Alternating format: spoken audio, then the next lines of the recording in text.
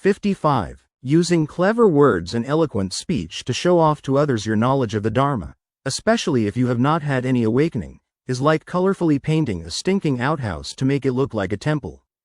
Commentary. This teaching points right at the goings-on in these days of decline of the true Dharma, with foolish people spouting off so glibly about their so-called teachings.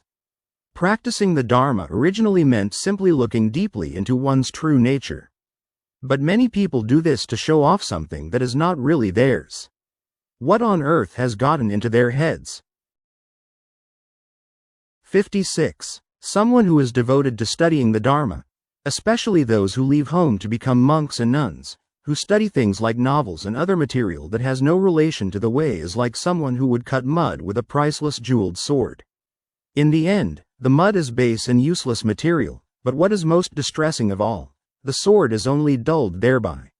Commentary. Children of a good family, playing freely outside without a care in the world, re-enter the home blazing with fire.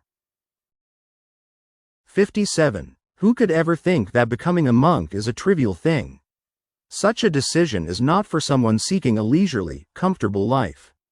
It is not for someone who wishes to have fine clothing or good food, nor is it for someone who desires fame or riches. The homeless life of monks and nuns is possible for one who strives to cut off life and death by eliminating all defilements of the mind. This path should be chosen by those who wish to ensure correct transmission of the Buddha's wisdom, transcending the three worlds, conditions of desire, form, and no form, and ferrying sentient beings across the ocean of suffering to the other side. Commentary. The home leaver is indeed peerless. Peerless. 58. The Buddha taught, absolutely everything is totally aflame, burning with the fire of impermanence. And at another time he said, sentient beings are always engulfed in raging flames of suffering.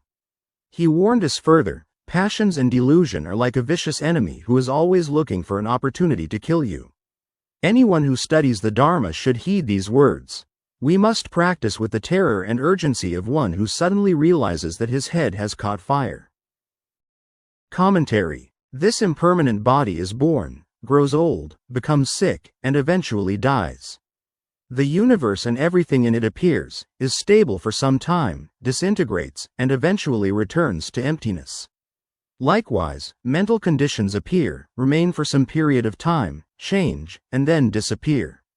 You must see clearly that suffering seems so endless only because the flames of impermanence rage everywhere. The one who wishes to perceive what is true in the midst of impermanence must not waste time, for this is truly a life lived in vain.